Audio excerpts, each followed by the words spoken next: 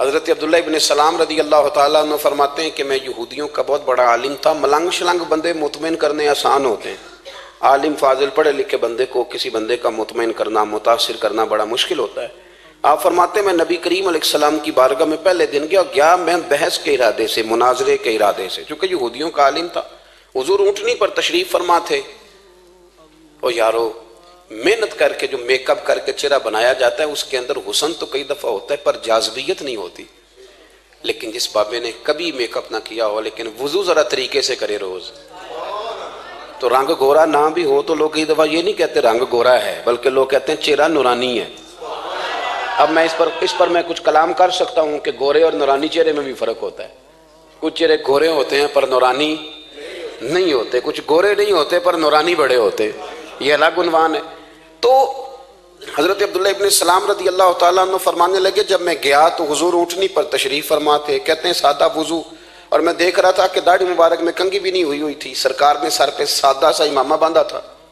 حضور اونٹنی پر بیٹھے تھے اور جس اونٹنی پر تشریف فرما تھے اس پہ کجاوا بھی کوئی نہیں تھا، لیکن کہتے دو جملے حضور کی زبان سے نکلے، دو جملے، اور میں ان جملوں کا قیدی ہو گیا۔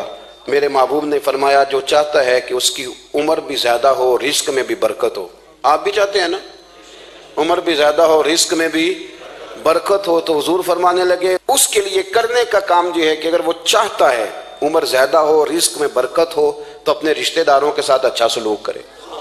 یہ حدیث اگرچہ اپنے انہی الفاظ کے ساتھ مشکات میں موجود ہے، لیکن وہاں حضرت عبداللہ ابن سلام رضی اللہ تعالیٰ عنہ کہتے ہیں کہ وہ کیا مٹھاس تھی لفظوں میں، جملے تھوڑے تھے، بات میں گہرائی بہت زیادہ تھی۔ میں آیا تھا بحث کرنے پر میں آگے بڑھا، حضور کا دست مبارک تھاما اور میں نے عرض کی یا رسول اللہ مجھے کلمہ پڑھا دے، میں مسلمان ہونا چاہتا ہوں۔ ہمارے ہاں لوگ سمجھتے ہیں کہ بہت زیادہ فلسفہ بیان کرنے والا شاید کوئی بڑا پڑھا لکھا بندہ ہوتا ہے، یہ جی نفسیات کا بڑا ماہر ہے جی، اس نے کئی ماسٹر کیے ہوئے ہیں، ایم فل کی ہے، پی ایچ ڈی کی۔ او خدا کے بندے، نفسیات کا ماہر وہ ہوتا ہے جو سامنے والے کی عقل کے مطابق بات کرنا جانتا ہے، اور اگر تم کہے جی میری بات ہی بڑی مشکل ہے میں کس کو سمجھاؤں، تو آپ یہ پڑھے لکھے نہیں ہیں، آپ ابھی سمجھدار نہیں ہوئے۔ کلم الناس علی قدر عقولہم، اگر آپ پڑھے لکھے ہوتے تو لوگ آپ کی بات سمجھتے۔ میرے رسول کریم نے کبھی کوئی مشکل بات نہیں کی، کبھی کوئی فلسفہ نہیں بیان کیا، بلکہ تیری نگاہ ناز سے دونوں ہی مراد پا گئے، عقل غیاب جستجو، عشق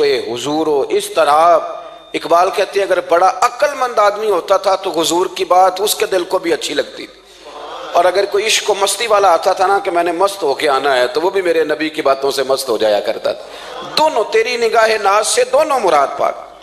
تو حضور کو بات کرنے کا سلیقہ بھی بڑا شاندار آتا تھا۔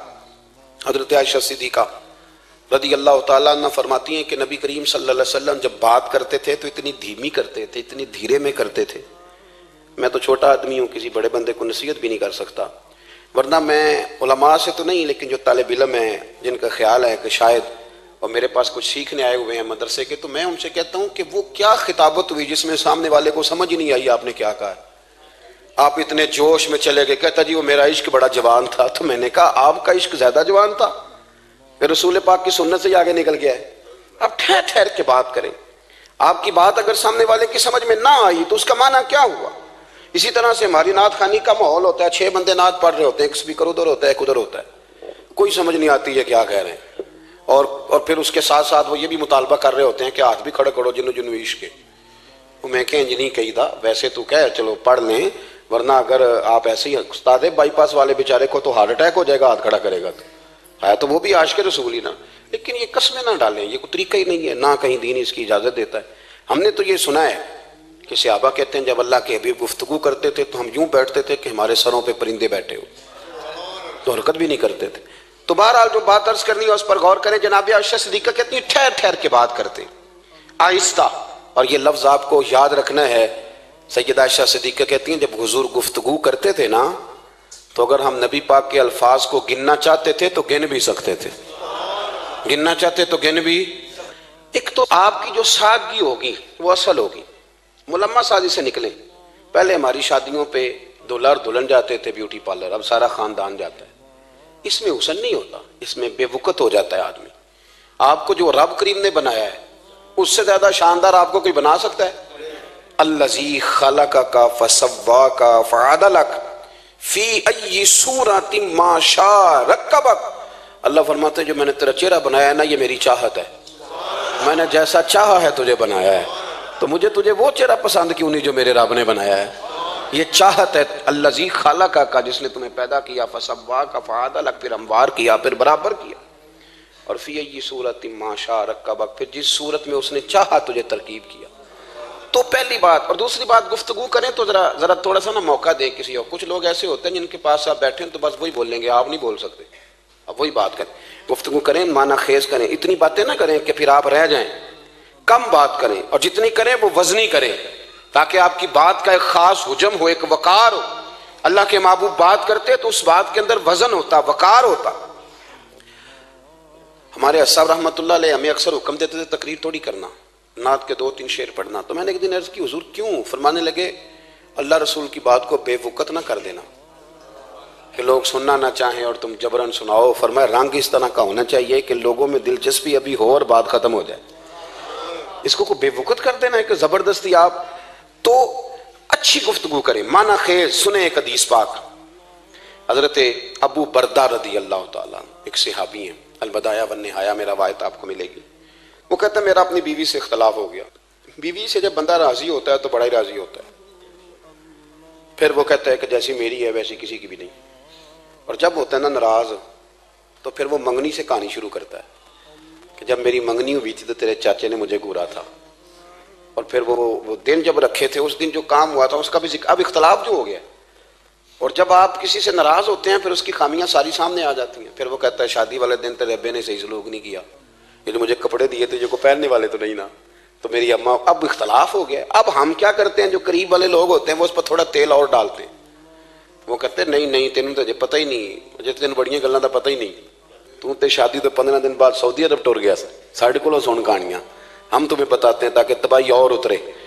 اس طرح نہ کریں، آپ ایک آدھ بات کہہ کے چلے جاتے ہیں، ان بیچاروں نے اکٹھے رہنا ہوتا ہے، ان کی زندگی دوزخ بنی رہتی ہے، ان کو قریب کریں۔ اللہ کے رسول تو کسی کا نکاح کرتے تھے تو میاں بیوی کے درمیان محبت کی دعا فرماتے تھے۔ تو وہ صحابی آئے تو اپنی بیوی سے ناراض تھے، تو انہوں نے اب بات شروع کر دی، کہنے لگے یہ بھی کرتی ہے، یہ بھی کرتی ہے، یہ بھی کرتی ہے، یہ بھی غلطی ہے، یہ بھی غلطی ہے، یہ بھی کوتاہی ہے، بڑی باتیں سنائیں۔ اللہ نے کان کتنے دیے اور زبان، اس کا مطلب ہے سنگل بولنا چاہیے اور ڈبل سننا چاہیے۔ آپ جتنا بولتے ہیں اس سے ڈبل سننے کا مزاج بنائیں، کیونکہ کان اللہ نے 2 دی اور زبان سنگل بولیں اور ڈبل سنیں۔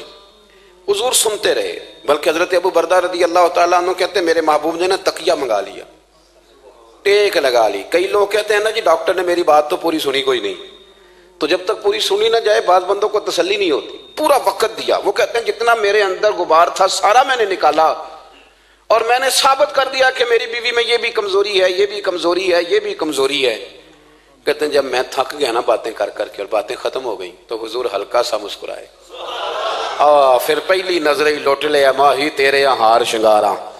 کہتے ہیں حضور ہلکا سا مسکرائے زیر لب اور فرمانے لگے کہ تیری بات ختم ہو گئی ہے تو ایک میں بھی کر لوں۔ تو نبی کریم صلی اللہ تعالیٰ علیہ وسلم فرمانے لگے صرف ایک بات کا جواب دے، صرف ایک، تیرے آگے ہیں یوں دبے لچے فصحا عرب کے بڑے بڑے، کوئی جانے منہ میں زبان نہیں بلکہ جسم میں جان نہیں۔ حضور فرمانے لگے یہ بتا کہ تیری بیوی میں ساریاں خامیاں ہی ہیں کہ کوئی خوبی بھی ہے؟ بھائی اتنا جواب دے دے، زیادہ لمبی چوڑی بات نہیں، تیری بیوی میں ساریاں خامیاں ہیں۔ اللہ جو بندے بناتا ہے نا تو ایسا کوئی بندہ رب کریم نے نہیں بنایا جس کے اندر اللہ نے کوئی خوبی نہ رکھی ہو۔ یہ الگ بات ہے کہ ہماری اپنی اینک پر مٹی پڑی ہوتی ہے اور ہم سامنے والے کا چہرہ صاف کرتے رہتے ہیں، اپنی اینک نہیں صاف کرتے۔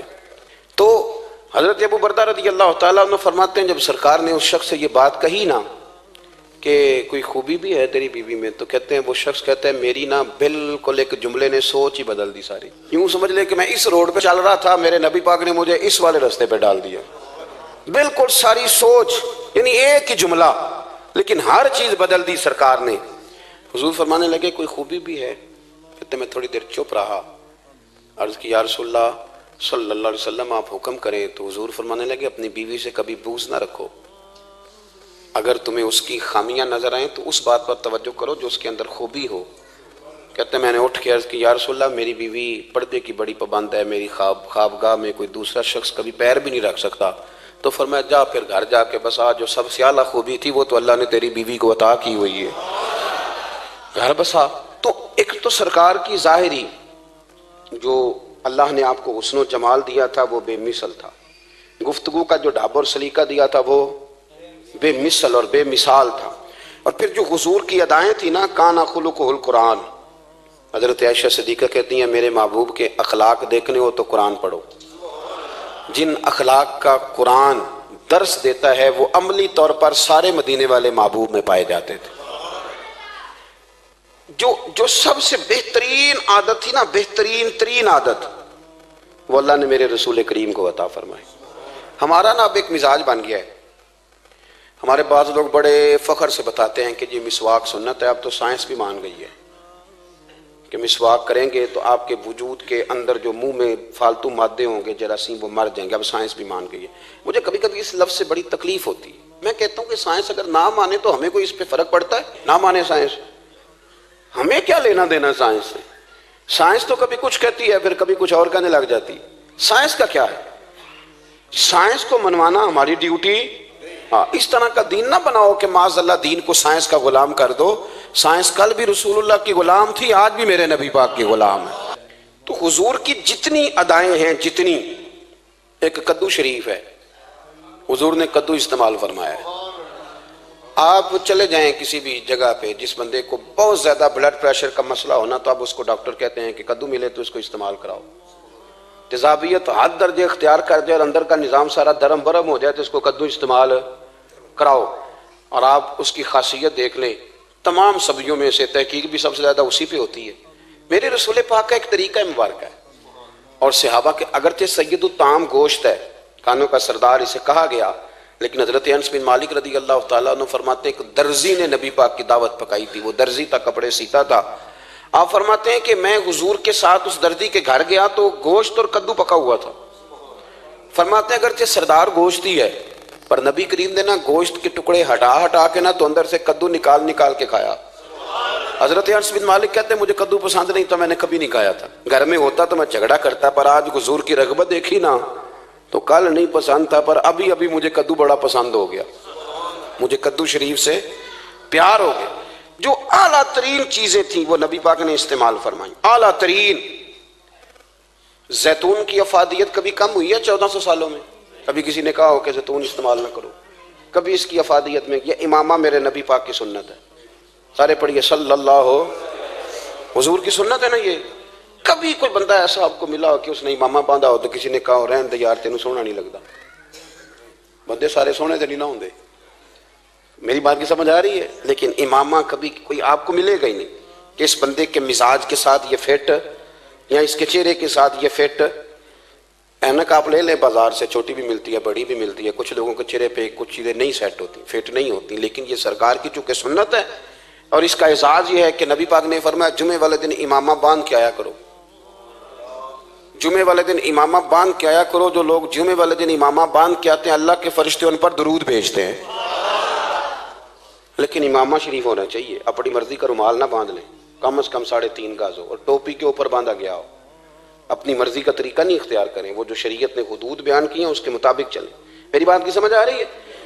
تو جو بات میں نے چھیڑی ہے وہ یہ ہے کہ اللہ کے محبوب رب کریم کی دلیل ہے۔ جتنا کائنات کے اندر حسن کوئی بندہ تلاش کرنا چاہے گا وہ مجبور ہو جائے گا اور اسے دروازہ رسول پہ جانا ہی پڑے گا، اسے نبی پاک کے دروازے پر اسے جانا پڑے۔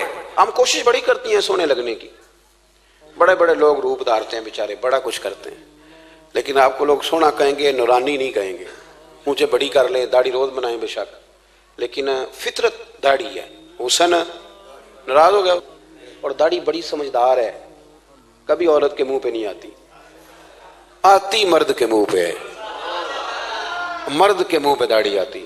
چلے میں کوئی بات نہیں کرتا ورنہ میں تو حنفی ہوں، میرے امام صاحب تو اس بندے کی گواہی قبول نہیں کرتے جس نے داڑھی نہ رکھی ہو، وہ کہتے ہیں اس کی شہادت کچہری میں قابل قبول نہیں ہے، وہ تو قبول نہیں کرتے اس کی شہادت کو بھی۔ اب چلیں عوام سے ڈرتے ڈرتے کئی دفعہ کچھ باتیں نہیں بتائی جاتی پر باتیں ہیں تو صحیح نا۔ ایک بندے نے داڑھی مڈائی تھی تو جناب عمر نے مدینے سے بھی نکال دیا تھا۔ ان سانو کانے کوئی کہہ گیا کہ چنگی طرح نیک ہوے گا تاں رکھی تے روٹی ادن کھائی ہاں جدن چنگی طرح نیک ہو جائے گا، اس سے پہلے کیوں کھاتے ہو؟ یہ قسم اٹھاؤ کہ پیسے اس دن پکڑنے ہاتھ میں جس دن چنگی طرح نیک ہونا ہے. کچھ لوگ کہتے ہیں میں اندر سے ٹھیک نہیں. تو اندر سے ٹھیک ہونا تیری ڈیوٹی نہیں, ظاہر ٹھیک کرنا تیری ڈیوٹی ہے, باطن تو رب کریم اپنی رحمت سے درست فرمایا کرتا ہے. تو جو تیرے ذمہ لگایا اللہ نے وہ تو کرنا, جو تیرے اللہ نے. ظاہری صورت سے ہوتا کیا ہے, سنو کیا ہوتا ہے. مولانا رومی نے لکھا ہے حضرت موسیٰ علیہ السلام کے زمانہ مبارکہ میں ایک شخص تھا, تو حضرت موسیٰ علیہ السلام کی نقلیں اتارتا تھا. آپ کتنا لمبا کرتا پہنتا تھا, ہاتھ میں چھڑی پکڑتا تھا, تھوڑا غصے سے بولتا تھا, معاذ اللہ نقل اتارتا تھا. جناب موسیٰ کلیم اللہ علیہ السلام کی قوم کا جب غلبہ ہوا تو انہوں نے نکال دیا اس کو, تو نقلیں اتارتا ہے, وہ نکل گیا, شہر سے باہر نکال دیا. حضرت موسیٰ کلیم کہتے ہیں میں ایک دن کوہ طور پہ گیا ہوا تھا, تو رب کریم نے مجھ سے فرمایا کہ فلاں جگہ فلاں درخت کے نیچے میرا ایک دوست انتقال کر گیا ہے, اسے اٹھائیے, غسل دیجیے, کفن دیجیے, جو اس دور کا طریقہ تھا, تدفین کر دیں. حضرت کلیم علیہ السلام فرماتے ہیں میں اپنے حواریوں سمیت پہنچا, جب بندے کا چہرہ دیکھا تو حیران ہو گیا, یہ تو نقلیں اتارنے والا ہے, تو نقلیں اتارنے والا ہے. پر اللہ کے نبی رب کریم کے حکم کے آگے لا تو لا اللہ نہیں کرتے. یہ نہیں کہتے کہ میری عقل میں نہیں آ رہا. اٹھایا, غسل دیا, کفن دیا, تدفین کر دی اس کو. جب دفن ہو گیا حضرت موسیٰ علیہ السلام کوہ طور پہ حاضر خدمت ہوئے اور بارگاہ عالی مرتبت میں عرض کرنے کہ مالک تو بے نیاز ہے, چارہ سوال تو نہیں, پر اپنی تسلی کے لیے مالک یہ فرمائیے کہ وہ تو نقلیں اتارتا تھا. تو رب کریم نے فرمایا موسیٰ بات یہی ہے, پر میں نے اسے مرتے وقت ایمان نصیب کر دیا. وہ آپ کا کلمہ پڑھ کے دنیا سے گیا ہے اور توبہ کر کے گیا ہے, تو مالک اتنی کرم نوازی کیوں ہوئی؟ تو رب کریم نے فرمایا موسیٰ جب وہ تیری طرح بن سور کے نکلتا تھا نا, تیری ادائیں اپناتا تھا, تو مجھے پیارا ہی بڑا لگتا تھا, وہ پیارا لگتا تھا. یارو دیکھو نا ترمذی شریف میں حدیث ہے, میرے رسول پاک علیہ السلام نے فرمایا میرا امتی جب سفید داڑھی لے کے قبر میں جائے گا نا, داڑھی اور وہ بھی سفید, تو رب فرشتوں سے فرمائے گا اسے عذاب نہ دینا, یہ میرے محبوب کی سنت سفید داڑھی لے کے آگے, مجھے شرم آتی ہے اسے عذاب دیتے. آپ بات کو سمجھے کہ یہ حضور کی سنت کا اعزاز جو اللہ کی بارگاہ میں, رب کے حضور جو سنت کا اعزاز, اس لیے کہ کائنات میں سب سے اعلیٰ ترین جو کام تھا وہ کیا ہی میرے مصطفیٰ کریم نے. اعلیٰ ترین عمل نبی پاک, اعلیٰ ترین, اور طریقہ مبارکہ میں حسن اور جاذبیت. اور آپ اندازہ کر لیں, ہم لوگ پٹری سے اتر جاتے ہیں, مرضی کرتے ہیں, ہمارا مزاج ہے جتنا مرضی کو کہے کہ الکوہل والی خوشبو استعمال نہ کریں, پر ہم کوئی نہ کوئی دلیل نکال کے لے ہی آتے ہیں. لیکن خوشبو اس دور میں بھی اتنی بکتی ہے جس کی حد نہیں, اور لوگ اپنی اپنی ضرورت کے لیے اس کو استعمال ہے. ان 1400 سالوں میں 1450 سالوں میں ایک دفعہ بھی ایسا نہیں ہوا کہ یہ کاروبار کہیں ٹھنڈا ہوا ہو. حرم شریف اللہ آپ کو لے جائے تو مسجد نبی میں سونے کی دکان کے ساتھ خوشبو والی دکان ہوتی, یعنی اتنا مہنگا کاروبار ہے کہ جتنا کرایہ سونے کی دکان والا دے رہا ہے اتنا ہی خوشبو کی دکان والا دے رہا ہے. اتنا مہنگا یہ کاروبار ہے, ایک دن بھی اس کام کی اہمیت کم نہیں ہوئی. اور رسول کریم نے کیا فرمایا, صحابہ کہتے ہیں 3 چیزوں سے کبھی منع نہیں کرتے تھے. کوئی تکیہ دیتا تھا تو قبول کرتے تھے, کوئی بندہ اگر حضور کو دودھ پیش کرتا تھا تو نبی پاک قبول کرتے تھے, اور اگر کوئی شخص حضور کو خوشبو دیتا نا تو حضور جلدی قبول فرماتے تھے. یہ مزاج تھا. تو جو اعلیٰ ترین چیزیں تھیں ان کو میرے رسول کریم صلی اللہ علیہ وسلم نے کیا, ہمیں کر کے دکھایا. ہمارا ظاہری حلیہ, آج بھی اہل عرب لمبا کرتا پہنتے ہیں, آپ لمبا کرتا پہننے حیا کے زیادہ قریب ہے. کھلا لباس حضور پسند کرتے تھے, یہ شرم و حیا کے زیادہ قریب ہے, اس کے اندر انسان کا پردہ زیادہ ہے. وہ ساری اعلیٰ قسم کی صفات جن سے ایک آدمی متصف ہو سکتا ہے اور اپنے آپ کو سجا سکتا ہے, اپنے معاملات کو ٹھیک کر سکتا ہے, وہ ساری رسول پاک نے ہمیں عطا فرمائی. ایک حضور کا طریقہ مبارکہ تھا کہ سامنے والے جتنے لوگ حضور کے دائیں بائیں رہتے تھے ان کا خیال کرتے تھے. ہم تو خیال رکھواتے ہیں نا اپنا کہ سارے مل کے میری عزت نہیں کرتا, تو میری. تو میں کہتا ہوں کہ یہ تو یہاں اپنی عزت کی بھیک مانگی ہے یا آپ نے لڑائی کر کے عزت لی ہے. ایسا نہ کریں, آپ عزت دینی شروع کر دیں, اللہ آپ کو سکون عطا کر دے. آپ احساس کریں دوسروں کا. حضور نہ شدت کے ساتھ, یہ اعلیٰ سنت ہے میرے نبی پاک کی صلی اللہ, سارے پڑھیے درود شریف صلی اللہ, یہ اعلیٰ سنت ہے. آپ دیکھیں نا بخاری مسلم میں موجود ہے, حضور فرماتے ہیں میرا دل چاہتا ہے میں لمبی نماز پڑھاؤں, لمبی نماز پڑھاؤں, دل میرا چاہتا ہے. لیکن فرمایا جب میں دیکھتا ہوں نا کہ پیچھے بچے بھی کھڑے ہیں, بوڑھے بھی کھڑے ہیں, بیمار بھی کھڑے ہیں, تو گویا حضور فرمانے لگے میں بندوں کا احساس کر کے رب کی نماز چھوٹی کر دیتا ہوں. میں مختصر پڑھاتا ہوں، اور مسند امام احمد بن حنبل میں حدیث کے لفظ ہیں کہ اگر کوئی نبی پاک کا انتظار کر رہا ہوتا تھا تو نماز مختصر پڑھتے تھے اور اس کو فارغ کر کے بھی لمبی نماز پڑھتے. ایسا نہیں کہ اب آئے ہیں 4-5 لوگ تو ان کو پتہ چل جائے کہ حضرت جی بڑی تگڑی نماز پڑھتے ہیں، بڑے صوفی صافی آدمی، یہ نہیں، بلکہ نماز ہے. بلکہ مسند امام احمد بن حنبل میں تو وہ خوبصورت حدیث موجود ہے.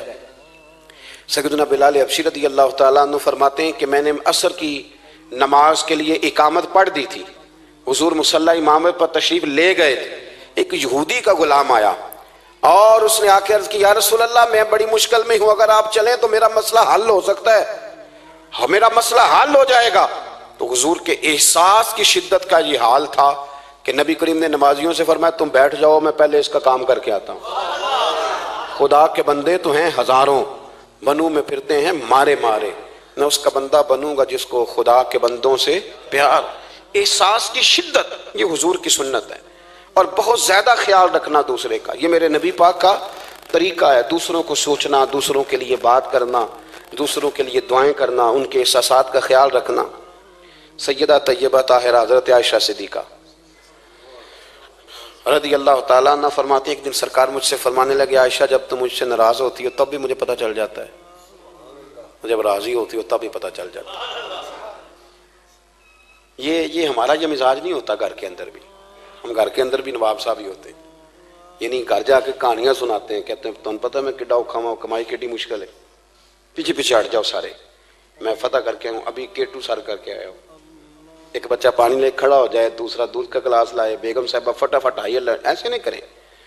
میرے رسول پاک علیہ السلام کی پیاری زوجہ کہتی ہیں حضور گھر آئے، کھانا مانگا، میں نے عرض کی حضور میرے سر میں درد ہے، تو پڑھو نا ابن اسحاق کو.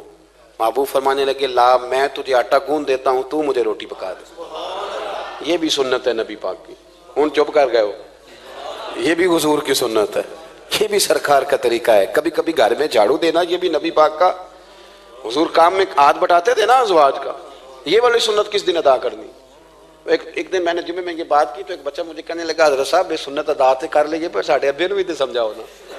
ہنسنا نہیں جی مسجد میں اونچا. کہنے لگے وہ بیگم صاحبہ ایک دن بیمار تھیں اور سخت بیمار تھی، تو میں نے چائے کا کپ بنا دیا، حالانکہ وہ بیچاری مجھے روز بنا کے دیتی ہے، تو میں نے بنا دیا تو ابا جی کہتے پتر رائے دیا آتا نہ خراب کر لیں. تو اب آپ تو سنت کچھ اور بیان کر رہے ہیں. میں کہ تسی شروع کرو نا تاکہ تواڈے بچے نہ یہ سوال کرن یہ راج تسی کر رہے ہو.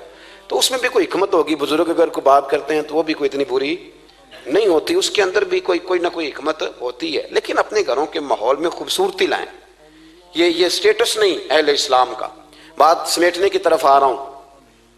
حضرت عائشہ صدیقہ رضی اللہ تعالیٰ عنہ فرماتی ہیں حضور فرمانے لگے کہ جب تم راضی ہوتی ہو تب بھی مجھے پتہ چل جاتا ہے اور جب ناراض ہوتی ہو تب بھی. تو میں نے کہا یا رسول اللہ صلی اللہ علیہ وسلم وہ کس طرح؟ آنکھیں میں نے کھول لی. حضور کس طرح؟ تو دیکھو نبی پاک سامنے والے کے جملوں کا بھی احساس کرتے، خیال کرتے کہ سامنے والا کہاں سے بات کر رہا ہے.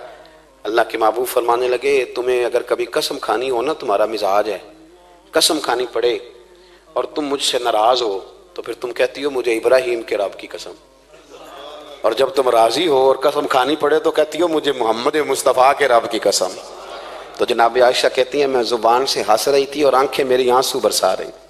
میں نے کہا محبوبہ اتنا خیال کرتے، یہاں تک آپ کو احساس، یہاں تک پتہ ہوتا ہے، یہاں تک. میرے رسول کریم علیہ السلام لوگوں کا احساس کرتے، خیال کرتے، شوق پیدا کرتے، وارفتگی ہوتی. کئی دفعہ حضور فرض نماز پڑھ کے گھر چلے جاتے، تھوڑی دیر کے بعد آتے مسجد میں نماز پڑھ لیتے. کئی دفعہ قاضی اعجاز مالکی رحمۃ اللہ علیہ اس کو لکھنے کے بعد اس کی شرح میں فرماتے ہیں اصل بات یہ تھی کہ حضور جب تک مسجد میں رہتے تھے صحابہ ادباً بیٹھے رہتے تھے، تو حضور فرماتے ہیں میں جاؤں گا نہیں تو یہ بھی نہیں جائیں گے. تو سرکار گھر تشریف لے جاتے تاکہ لوگ اپنے اپنے کام میں لگ جائیں اور پھر حضور واپس آ جاتے. احساس ایک تو اپنی ظاہری وضاحت میں سادگی لائیں. ہماری بہت ساری مشکلات کی اصل وجہ یہ ہے کہ تکلف بڑا بڑھ گیا، بڑا تکلف بڑھ گیا. ہم کوشش کرتے ہیں دوسروں کے برابر جانے کی. ہمیں کیا ضرورت پڑی ہے دنیا سے مقابلہ کرنے کی؟ ہم نے تو اللہ رسول کی رضا کے اندر رہنا ہے. اور دنیا میں سب سے بہترین شخص وہ ہے جس کے پاس مال تو ہے پر لالچ کوئی نہیں. اپنے آپ کو پیچھے لائیں. دوسری بات یہ کہ اپنی گفتگو بڑی صاف ستھری کریں، سادی کریں، اس کے اندر کوئی تکلف نہ برپا کریں، بات سامنے والے کی عقل کے مطابق کریں. اور تیسری بات یہ کہ اپنی عادات میں، اٹھنے بیٹھنے میں، چلنے پھرنے میں اپنا تھوڑا سا خیال کریں. اور ایک بات اور آپ کو عرض کروں، یہ آپ کو زیادہ دیر محنت نہیں کرنی پڑے گی. اگر تھوڑا سا وقت آپ اپنے آپ کو دے دیں نا، اقبال کہتے ہیں اپنے من میں ڈوب کر باجا سراغ زندگی، چل تو اگر میرا نہیں بنتا نہ بن، اپنا تو بن، اپنا تو بن، تھوڑا اپنے اوپر بھی تو محنت کر لے کہ ساری زندگی دوسروں کی اصلاح کرتے رہنا۔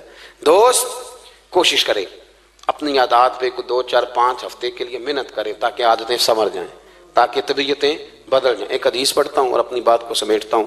میرے رسول کریم صلی اللہ تعالی علیہ وآلہ وسلم نے فرمایا کہ اگر اللہ اخلاق کو چہرہ دیتا نا، یہ جو عادات ہوتی ہیں، اور عادات سے مراد صرف میٹھا بولنا نہیں بلکہ لالچ نہ کرنا بھی خلق ہے، تھوڑے پہ راضی رہنا بھی خلق ہے، سچ بولنا بھی خلق ہے، غیبت سے بچنا بھی اصل اخلاق یہ ہے۔ میٹھا تو کئی دفعہ لوگ اپنے مطلب کے لیے بھی بول لیتے ہیں، وقتی طور پر کام نکالنے کے لیے بھی بولتے ہیں۔ تو حضور نے فرمایا کہ اگر خلق کو اللہ تبارک و تعالی چہرہ عطا کرتا تو کائنات میں سب سے بہترین چہرہ حسن اخلاق کا ہوتا، سب سے اچھا اور خوبصورت۔ اور فرمایا اگر بد خلقی کو اللہ چہرہ دیتا تو بدصورت ترین چہرہ اس کا ہوتا۔ اس کا کیا معنی ہوا کہ اگر ہمارا کردار اچھا ہے، سوچ اچھی ہے، لوگوں کے بارے میں نظریہ اچھا ہے، احساس ہے، تو پھر ہمارے اندر دنیا کا سب سے خوبصورت انسان موجود۔ لیکن اگر ہمیں اپنی ذات کے علاوہ شاید نظر ہی کوئی نہیں آتی، ہم خود غرض ہیں، جھوٹ بولتے ہیں، غیبت کرتے ہیں، بدنگاہی کرتے ہیں، لوگوں کے بارے میں بدگمانی کرتے ہیں، کسی کو حقیر سمجھتے ہیں، ذات پات کے چنگل میں الجھے ہوئے ہیں، تو پھر ہمارے اندر ایک بدصورت ترین شخص بیٹھا ہے۔ جتنی مرضی کنگھی کریں، جتنا مرضی آپ اپنے آپ کو سنواریں، اندر کی بدصورتیاں جا سکتی نہیں۔ تو کوشش فرمائیں کہ اللہ ہمیں اخلاق کا اعلیٰ جو ہے وہ وژن عطا کرے، اعلیٰ شعور عطا کرے۔ اللہ تعالیٰ میری اور آپ کی حاضری کو مستجاب فرمائے۔ آخر دعوانا الحمد